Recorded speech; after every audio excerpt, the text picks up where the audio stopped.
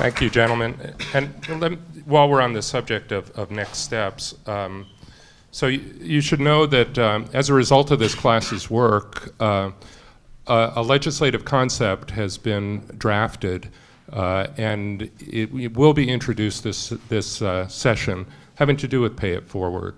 Yeah.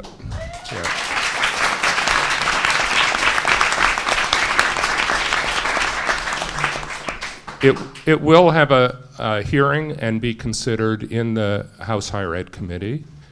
And together with Treasurer Wheeler's plan, you'll be hearing about both of those issues, both within the education committees, also in the revenue committees, in a variety of areas. Ultimately, for something like Pay It Forward to be enacted, it will require a vote of the people. Because the way that we do bonding now, it's really limited to physical infrastructure. This is a different concept. This is all about investing in human capital, right? And so the Constitution would have to be amended, as I understand it, to allow for that, which means there's going to have to be a concerted, widespread conversation with the people of Oregon. And as I see it, today's gathering is sort of a first step to that, okay? So this is the first arena, and the next arena is going to be inside the legislature, and the next arena is going to be throughout the state. And I hope that you all will stay engaged with this issue, because that's what it's going to require, is grassroots advocacy all around the state. And I really applaud the work of this class for taking on this subject and and really framing it in a way that we can all understand. And I thank my colleagues. Do you want to make sort of final responses? Yeah, I'd like to make a few. Thank you again. These have been fantastic presentations, and it's great to see the people who are most affected by this problem working hard to solve it. So thank you very much. A couple things. There is also a legislative concept to increase the transparency and the reporting of the for-profit colleges and the debt that goes into that and the graduation rates. So thank you for highlighting that. I want to do a shout out to Treasurer Ted Wheeler and Mike Salvaggio and others who are working hard with you to come up solutions on the Opportunities Initiative.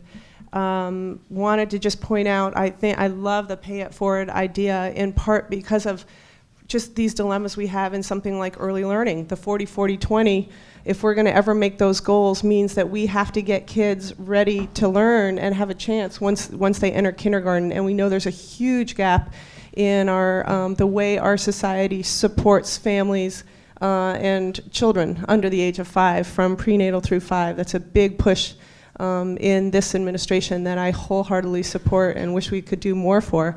And at the same time, one of the ways to get there is to improve the quality of teaching and childhood enrichment.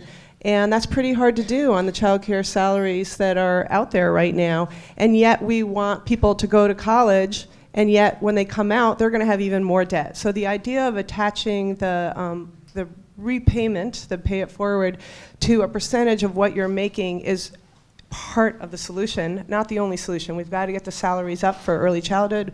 We need to value that more. We need to see that as integral to helping get out of a two-tiered system. But I think it's a really innovative way of trying to get at part of that problem.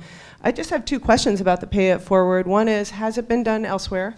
And the other is, I'm assuming that whatever gap you have after the different supports that are there for students needing tuition assistance, that 3% that you might pay is going to be until it's repaid, so it's a varying amount of time. I'm trying to figure out how that works, because I don't know the details. So there's a couple of places. Some of the European and Australia has a couple of income-based repayments. In Australia, you'd pay, usually it's about 8 to 10% of your adjusted gross income over a period of time until you pay it off completely. We envision that Pay It Forward really helps to pave the way for the future generation.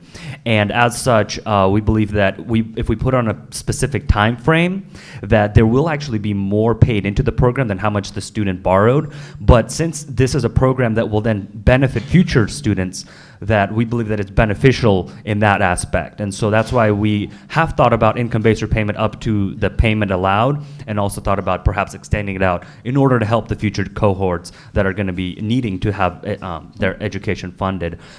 There's a couple of, in UC Berkeley, if I'm not incorrect, in California they were implementing it. There are places like, for instance, in Britain, where it's part work, part income based, and so it's this program. This idea has been moving forward in quite a few ways in many different places, and obviously we would love it to be like in Massachusetts where everything's all paid for. The Pay It Forward idea was originally put forward by economist Milton Friedman. The idea is essentially an insurance program for education. There is no fixed repayment amount that you have to pay back. It's you pay a percentage of your income for a certain time frame into the fund. That way there's no, like, people who go to school now who would like to work in public service, but would have to take out like $30,000 in loans to do that so that they can make 20 when they get out, are gonna stick around for the MBA so they can make 150 and not serve society the way that they want to. This allows for people to have lower incomes and have the education and get all of the social benefits. Because if you look at the income distribution, which is kind of a joke in the United States, but the calculations that were performed were based on median income, but the spread above and below, it fills in all the gaps over time. So. I just want to say how very proud I am of the students and as well as their faculty. I mean, I think it's really a joint effort, I'm sure, that we're seeing here this morning. And I also wanted to share that I too am a PSU alum. Got my bachelor's degree in psychology in 1972 and my master's in social work in 73. So again, I'm very proud of you all. It's interesting. I've stopped talking about the working class and middle class, and I've started just talking about working families. I think the division is gone. I think we're all in the same boat, and it's really working families that we need to address. And I appreciate all the presentations. Really, what I heard, which was interesting, I mentioned that I'm formerly from the University of Portland, which is primarily an undergraduate program. Well, we have graduate programs as well, but it is a very different than Portland State, and that Portland State is the urban institution. And so I was really pleased to hear how much you included sort of a family-friendly interpretation of the issues, so that we can talk about housing, we can talk about childcare, we can talk about future debt and entering into the middle class as a family unit. So I think that's really critical to keep in mind. And so I want to thank you again for your presentation.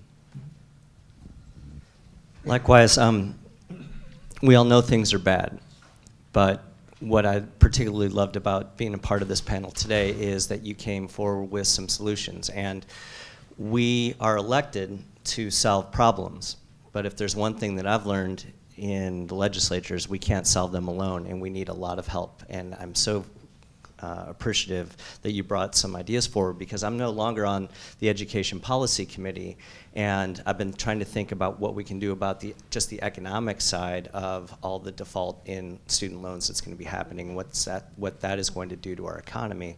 And this has really helped me get a grasp of some ways that we can help solve that. Two other points I want to make.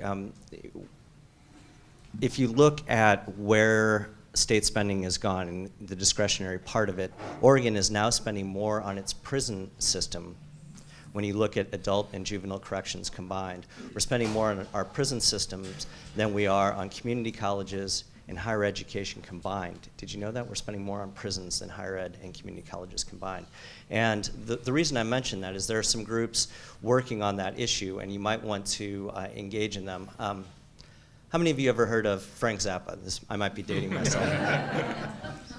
Frank Zappa had this wonderful line. He said, in the fight between you and the world, take the world. Bet on the world. And I think what he was trying to get at is it's very difficult to fight the world alone. That's why we join in unions, that's why we join in churches, that's why we join in associations. So I would encourage all of you to join in the groups that are already working on this, like the Partnership for Safety and Justice. They've got a website that you should go to called safetyandjustice.org, safetyandjustice.org. And of course, the Working Families Party has been at the forefront of a lot of these issues. I'd also encourage you to get engaged as you can with the Oregon Student Association. And because it's incredibly difficult and would be a full-time job for you to really work on these problems by yourself, and you might not get anywhere, but all of us can carve out just a little bit of time, and working together we can help solve some of these really, really difficult problems. Thanks for having me.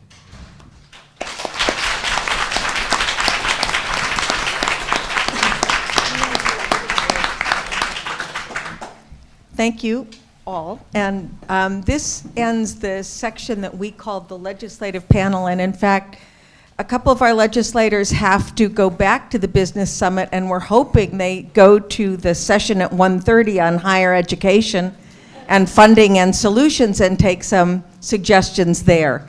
Michael, and I don't know if anyone else from the legislature is going to stay, we're going to give you a minute break so that they can leave gracefully, and we really, really appreciate your being here. And we will continue with more questions and answers, and I want to engage some of the other people in the audience here who know a lot about this. There's Jason Gettle, as you've already heard.